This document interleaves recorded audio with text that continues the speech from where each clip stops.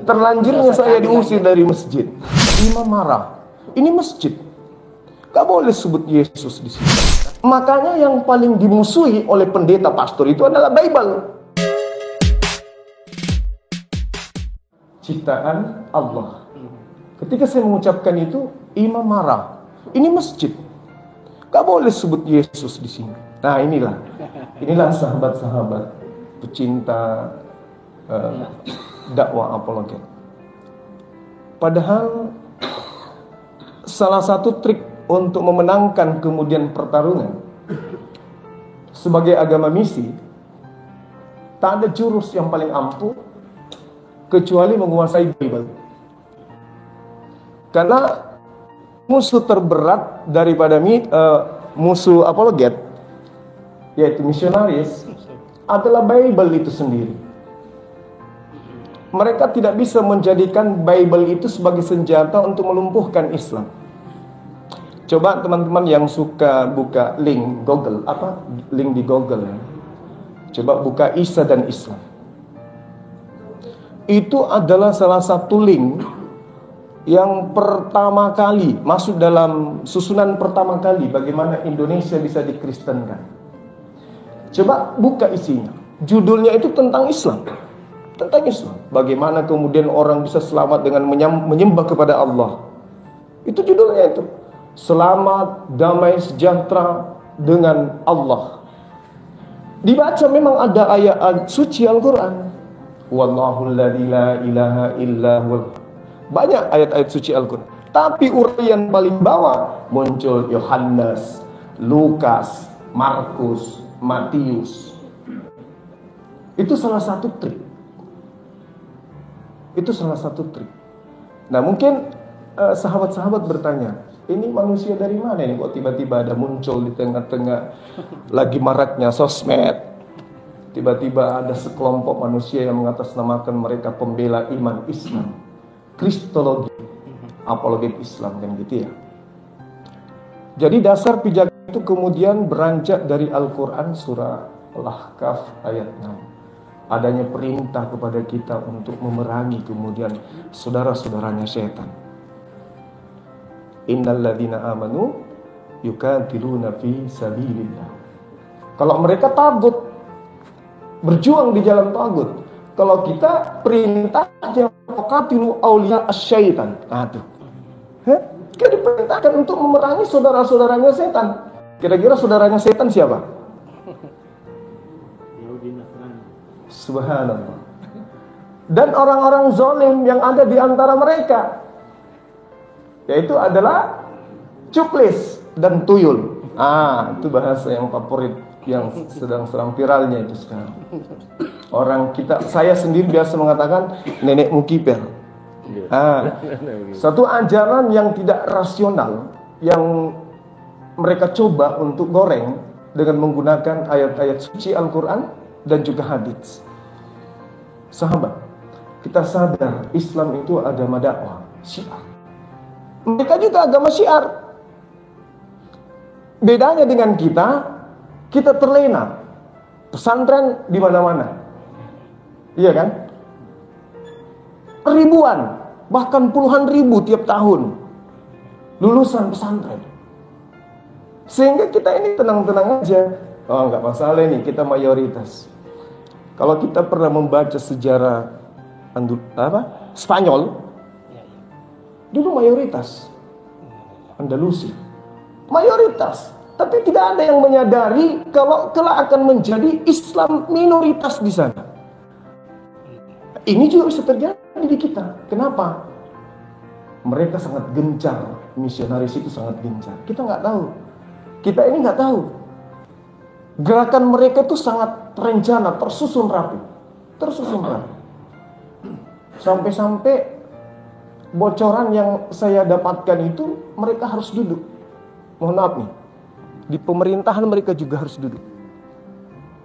Untuk sekedar merealisasikan apa yang menjadi misi mereka. Lalu siapa yang peduli? Ustadz kita, ulama kita baca Qul ya ayyuhal kafirun la a'budu, tapi bacanya di mimbar. Tak ada orang kafir di sini. Katakanlah kepada orang-orang kafir. Mana ada orang kafir di masjid? Jadi memang kita harus mengikuti irama. Kita perang. Perang logika. Perang pemikiran.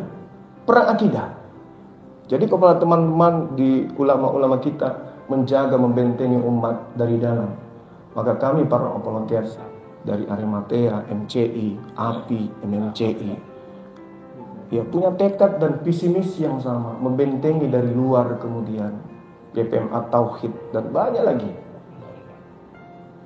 ya, yang kemudian visi misinya itu sama, memperjuangkan umat ini untuk tidak mudah dikibulin, mengatasnamakan Allah, ya kan? Ya.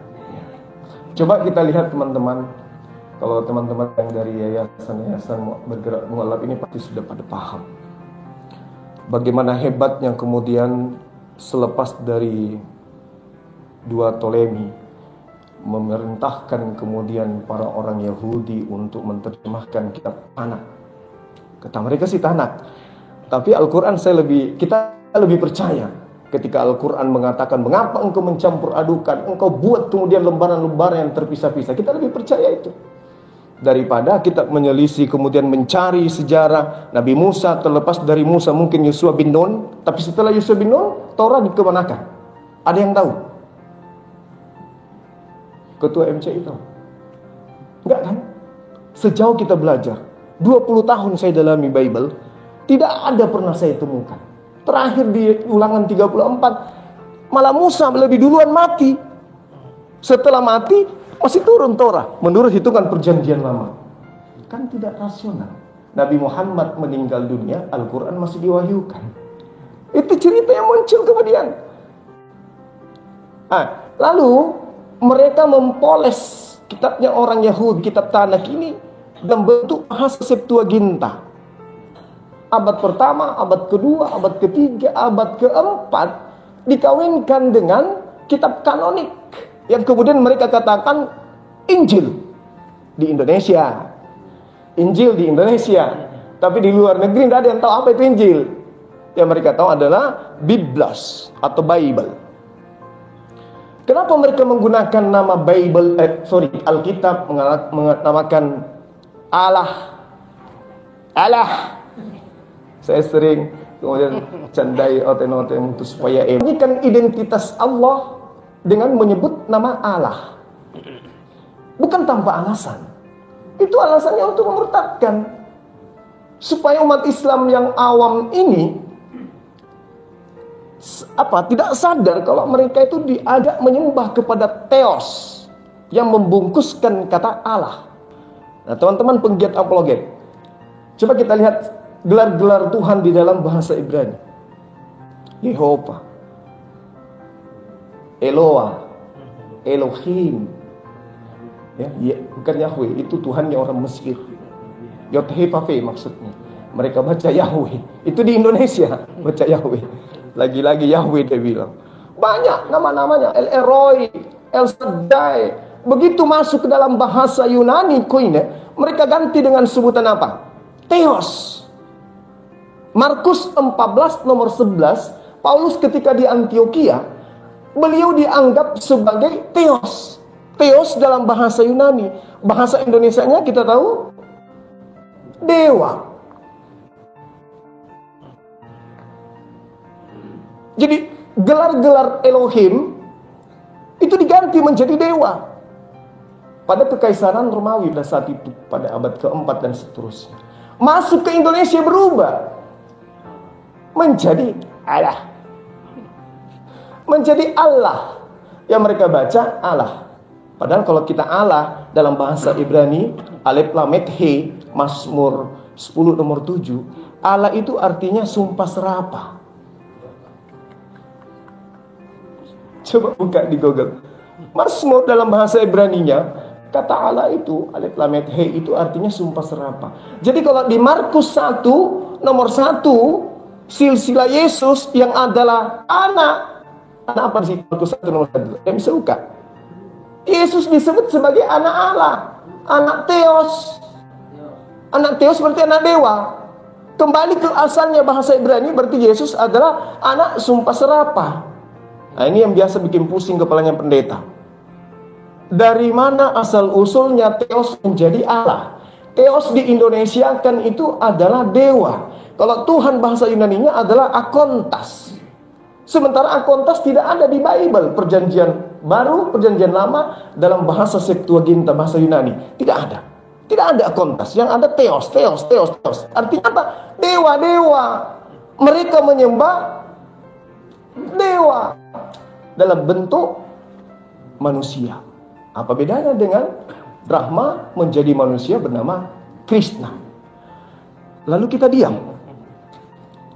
Lam yalid walam yulad. Markus 1, Yesus adalah anak Allah.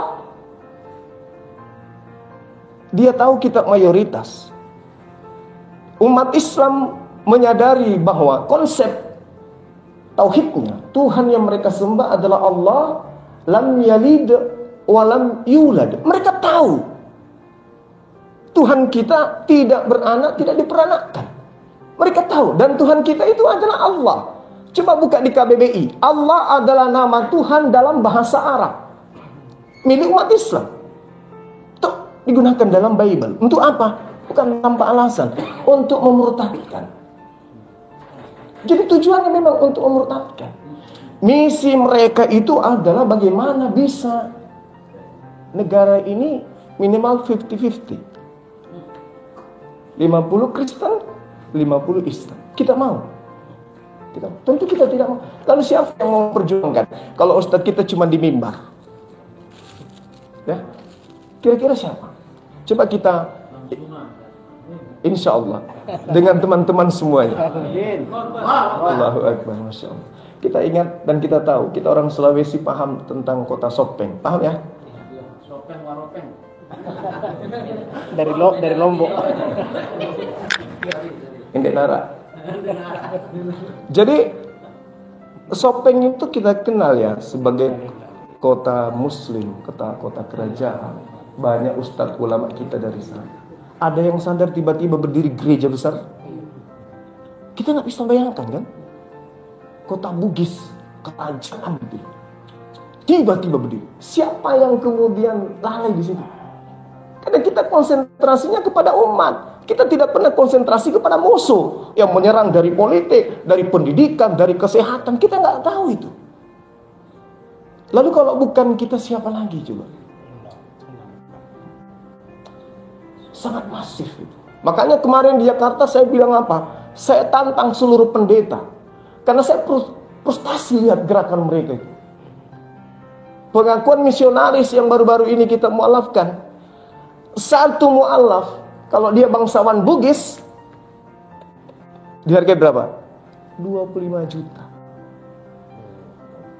Aceh, kemudian orang apa? Melayu, Padang, Minang. Itu. Tapi kalau dibilang orang Toraja, orang Manado yang menjadi murtad, enggak jikayaknya. Tapi kalau orang Bugis nih, orang Makassar nih yang dimurtadkan, mereka nilai dengan harga yang mahal.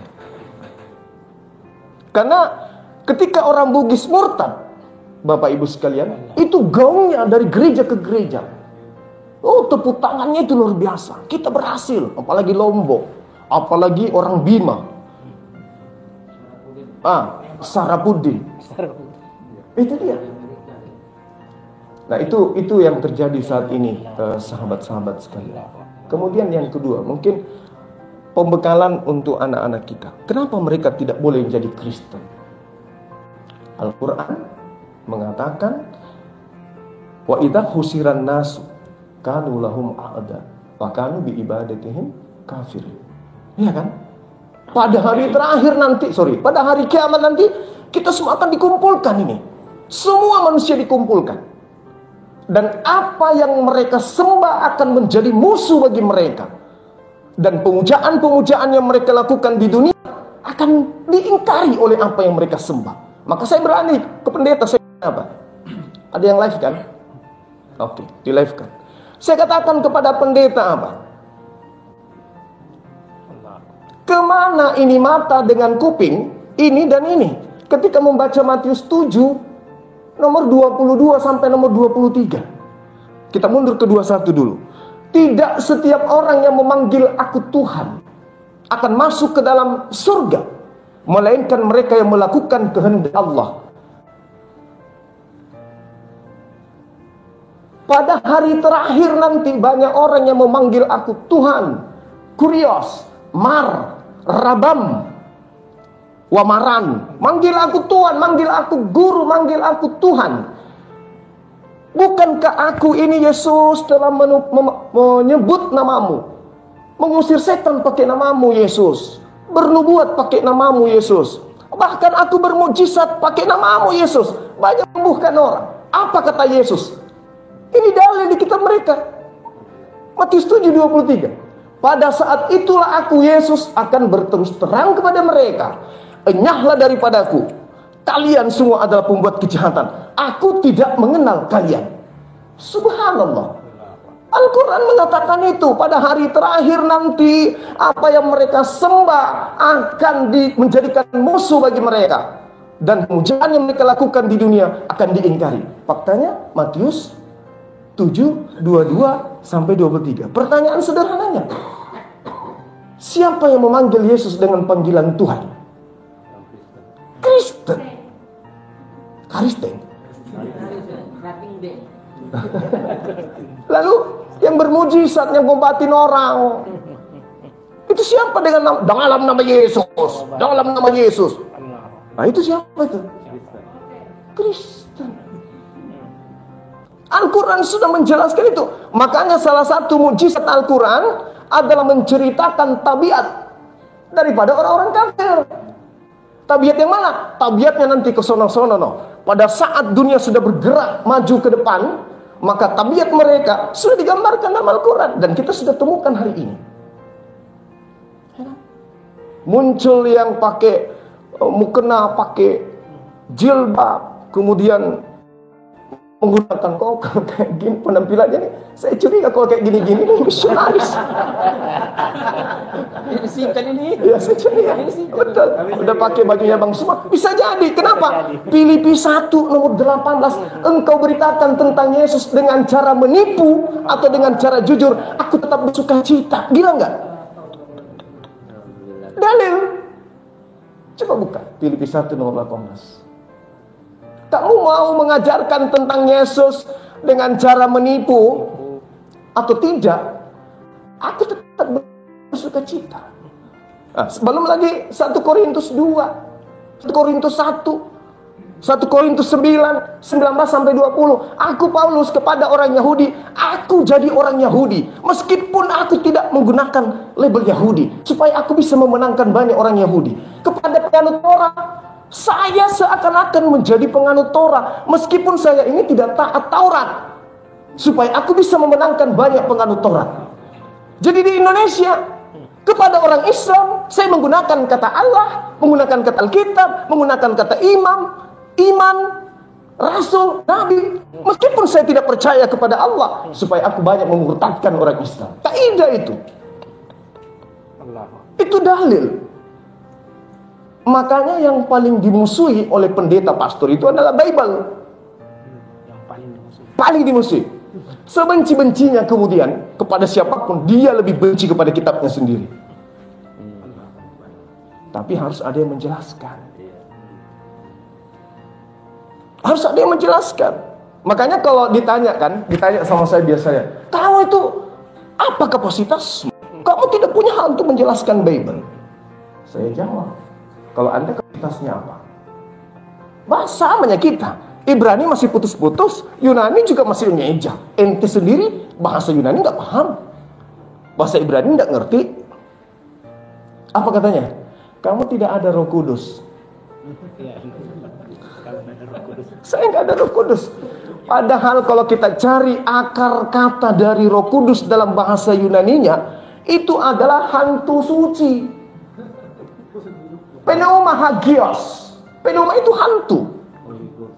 Ya, pintar sekali, mulus. Itu Lukas 24:37. Mereka kaget ketika melihat Yesus Mereka kaget dan ketakutan ketika melihat Yesus. Karena menurut mereka Yesus sudah mati. Tapi tiba-tiba muncul di depan mereka. Assalamualaikum, shalom alaikum.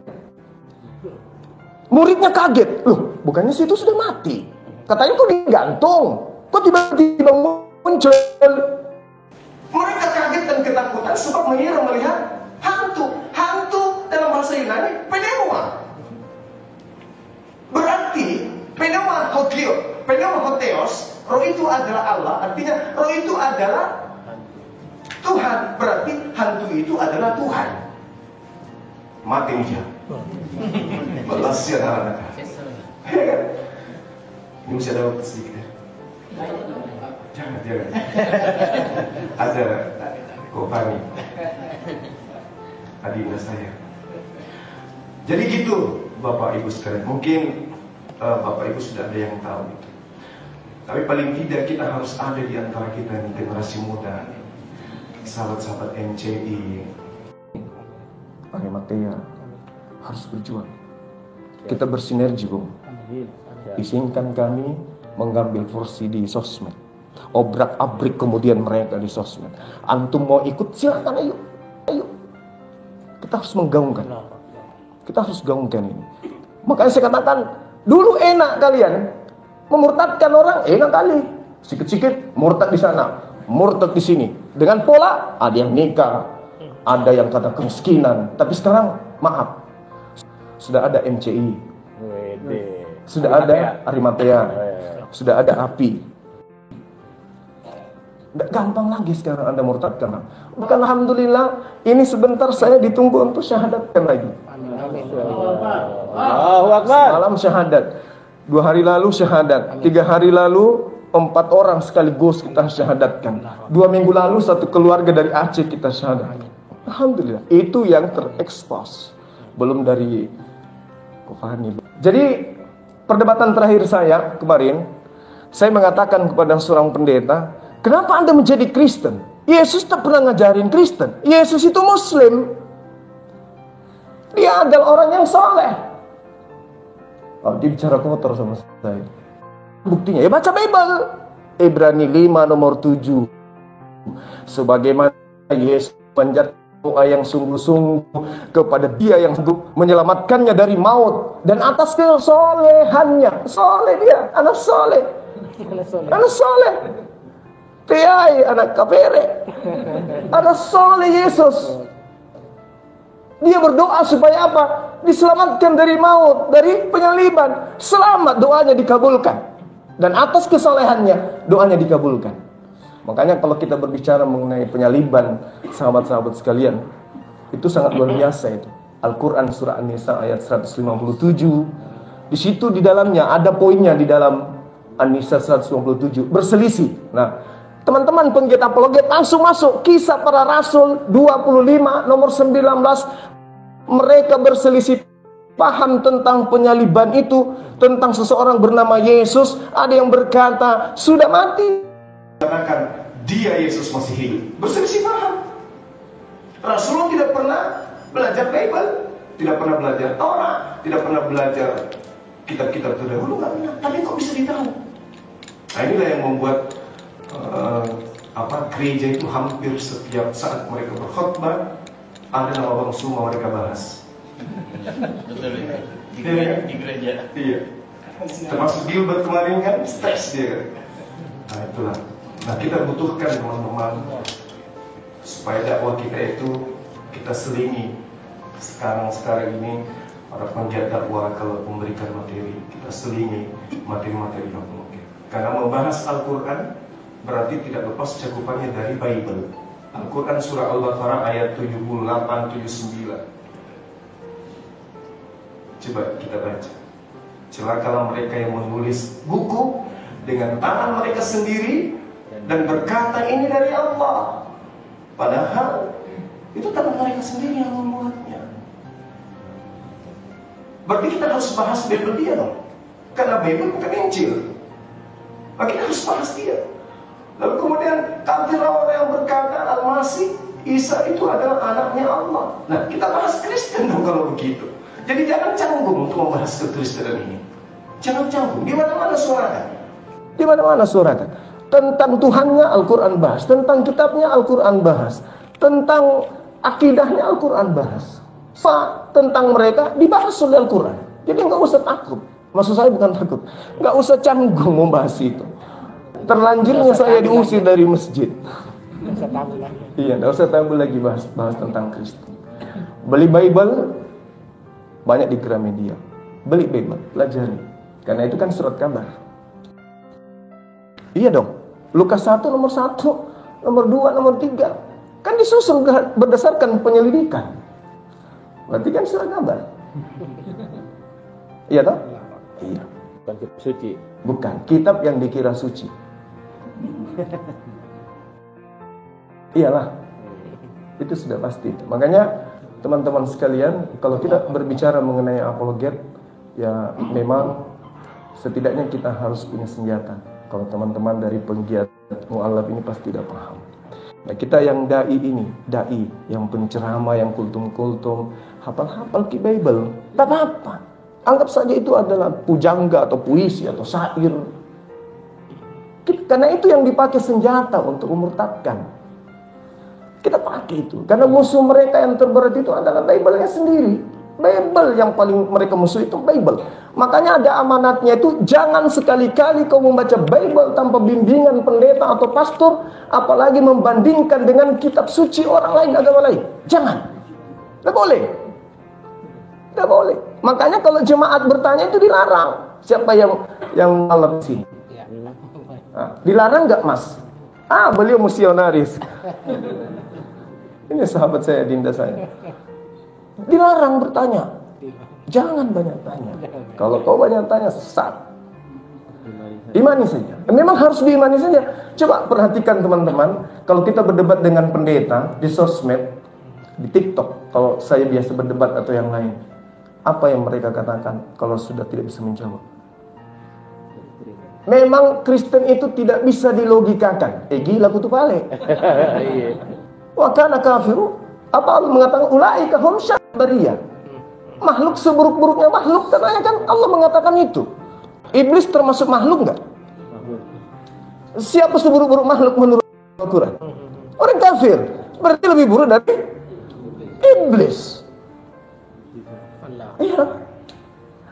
Kita buktikan seburuk-buruknya. Apa dia katakan? Yesus itu manusia, ya. Tapi dia 100% juga Tuhan. Coba nih. Satu-satunya agama yang membunuh Tuhannya. Benar nggak? Iya. Satu-satunya agama yang mengimani untuk selamat masuk surga, Tuhannya harus dibunuh. Tidak boleh tidak. Kalau tidak dibunuh, tidak diselamatkan ki. Coba. Padahal yang menyebabkan pembunuhan terjadi itu karena iblis. Yohanes 6 nomor 70. Bukankah aku yang memilih engkau yang 12 orang muridku? Satu di antaramu adalah iblis. Nah, iblis inilah nanti yang berkhianat. Siapa itu? Yudas. Berkhianat dan makan uang suap. Amsal 17 nomor 23. Orang yang makan suap adalah orang fasik, orang yang terkutuk. Ulangan 27 nomor 25. Pemakan suap adalah orang yang terkutuk, yang digantung di atas salib. Assalamualaikum Ustaz. Masya Allah. Guru saya beliau dosen saya, Masya Allah. Jadi di dalam kitab mereka, Galatia 3 nomor 13, apa katanya? Sebab Yesus telah menebus kita dari kutuk hukum Taurat dengan jalan menjadi kutuk. Balas ya anaknya orang. Jadi Yesus terkutuk kan? Terkutuk. Galatia 3 nomor 13. Yesus telah menebus kita dari kutuk hukum Taurat dengan jalan menjadi kutuk, sebab ada tertulis, terkutuklah orang yang digantung di atas pohon. Etiai salib. Pohon. Harus kembali ke bahasa Yunani. Sulon. Pohon. Tidak ada kata salib di dalam Bible. Tak ada. Salib itu hanya ada di dalam Al-Quran. Jadi kalau kita berdebat, kita kasih jatuh memang, kasih pindah jantungnya ke kanan. Tidak ada salib di dalam kitabmu. Cari sampai 2 hari menemukan kata salib. Yang ada Xulon. Xulon dalam bahasa Yunani artinya pohon. Berarti orang terkutuk yang digantung di pohon. Balas siananya orang. Itu ya. Nah, sekarang permasalahannya adalah ada tertulis bahwa terkutuklah orang yang mati di atas dan digantung di atas pohon. Terkutuk.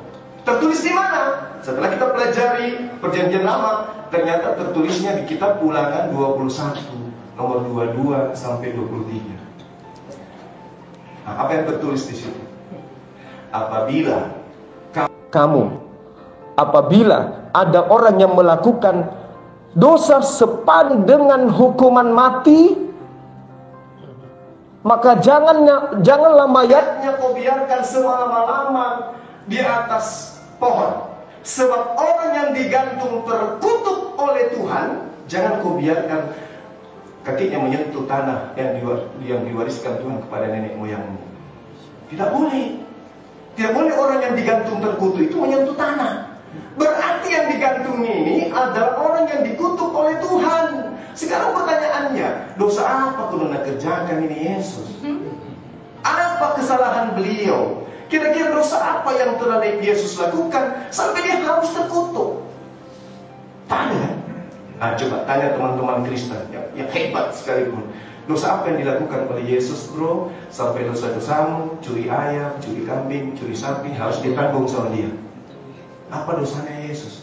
Tidak ada, bang semua. Berarti Al-Quran surah Maryam ayat 19 betul. Nabi Isa adalah manusia yang suci. Tidak boleh kau bunuh. Kenapa tidak boleh dibunuh? Keluaran 23 nomor 7. Jangan kau bunuh orang yang tidak bersalah. Jangan kau bunuh orang yang tidak berdosa. Yesus ada salah nggak? Yesus ada dosa nggak? Nggak ada. Siapa yang mengatakan itu? Pilatus, gubernur yang berkuasa pada saat itu. Di dalam Matius 26:27 nomor 18. Mereka orang Yahudi, ahli Taurat, orang Farisi, mahkamah agama menyerahkan Yesus untuk digantung karena dengki. Tidak menemukan kesalahan, tapi karena dengki saja. Karena dengki, maka mereka menyerahkan Yesus untuk digantung. Jadi tidak ada dosanya. Sementara yang digantung menurut dia adalah orang terkutuk. Berarti bukan Nabi Isa, Cak Ayu. Orang beda ini yang pesembah. Ini yang terakhir, sahabat-sahabat yang terakhir 5 menit. Ya, memang asing toh. Kalau materi kayak begini asing. Lain kalau ulama kita, ustadz kita yang berikan kajian pasti semangat. Kalau ini apa sih ini? Yesus apa sih? Tapi gak apa-apa. Terakhir terkait dengan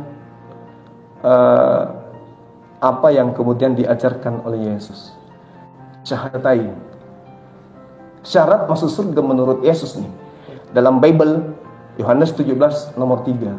Hidup kekal itu adalah mereka mengenal Engkau satu-satunya Tuhan dan mengenal Yesus yang Engkau utus. La ilaha illallah. Yesus Rasulullah. Kalau mau disebut Yesus, Isa misalnya, ya kan? Jadi syaratnya masuk surga menurut Yesus itu syaratnya. Nah, kemana Kristen pergi kalau begitu syaratnya? Ternyata Yesus harus dikenali sebagai utusan. Dan Yesus berpesan di dalam Yohanes 14 nomor 31, dunia harus tahu, orang Indonesia harus tahu. Ini pesan Yesus. Nah, karena mentongi Indonesia harus tahu. Sebab dia mengatakan dunia harus tahu bahwa aku senantiasa mengasihi Tuhan dan aku senantiasa melakukan apapun yang diperintahkan Tuhan kepadaku. Muslim dia kan? Benar kan? Berserah diri kepada perintah. Aku tidak berkata-kata dari diriku sendiri. Apa yang aku lakukan adalah apa yang diperintahkan oleh Tuhan untuk aku lakukan. Yohanes 12:49. Yohanes 5 nomor 36.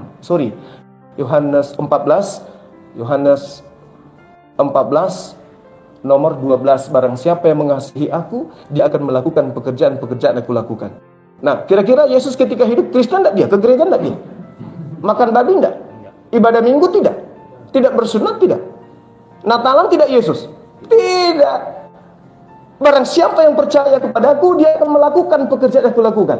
Jadi pengikut Yesus kalau hidup hari ini, terlihat dia seorang lem.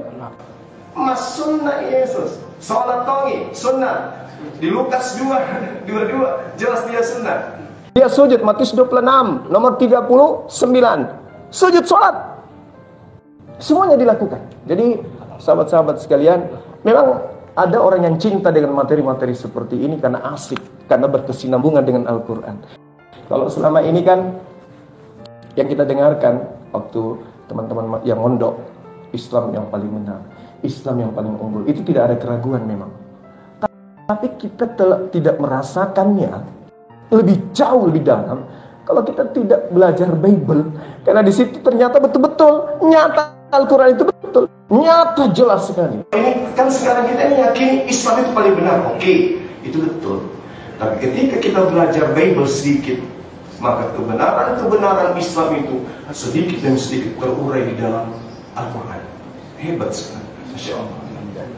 Segera begitu Bapak Ibu sekalian, karena ada jadwal saya mensyahadatkan sebentar, mungkin bisa dimonitor di TikTok.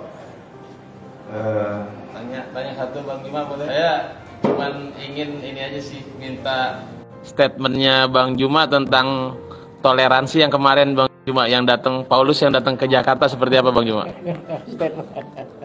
Terima kasih. Iya, jadi kalau saya nih. Ya, Bang Juma. Iya, Bang Juma. Ya. Saya melihat dari keadaan yang sekarang, satu-satunya negara yang tidak ada penjaranya itu adalah Vatikan. Sepaham tak kita? Tak ada sel, tak ada penjara. Tingkat kriminal tertinggi itu di sana. Segala hal yang menurut kita tabu itu adalah sesuatu yang lumrah di sana. Lalu ketika tokoh kita sebagai pemimpin, bolehlah kita katakan sebagai seorang pemimpin, ada bias negatifnya, ada positifnya. Aduh, gimana ya ngomongnya? Enggak apa-apa. Di saat kami dari Apologet menggaungkan kemudian pembeda, terangkan kita jelaskan antara umat Islam dan umat Kristiani. Dalam hal ini yang selama ini kita tahu mereka masuk menyerang kita nih. Jadi Bapak, Ibu sekalian, kita ini lagi diserang. Kita tidak sadar. Kitabnya mereka Bible diganti Alkitab. Setahu kita yang disebut Alkitab itu kan Al-Quran. Ya kan? Al-Quran, Injil. Tapi mereka menyebut istilah-istilah Al-Quran itu bukan tanpa alasan. Mereka masuk untuk bagaimana bisa mencuri hati umat Islam. Sehingga mereka dengan mudah nantinya yang perangkap yang mereka pasang dengan mudah mendapatkan mangsa. Jadi terkait dengan yang kejadian kemarin, itu tiba-tiba tadi perjuangan kita selangkah, 2 langkah, 3 langkah, kita harus mundur lagi dari start. Mundur lagi kita dari start. Ya, tapi itu dia, negara kita ini kan majemuk, ya. Ya mungkin ada sisi lain yang menganggap itu adalah hal positif, mencerminkan bahwa Islam itu rahmatan lil alamin, Islam itu kasih, gitu ya.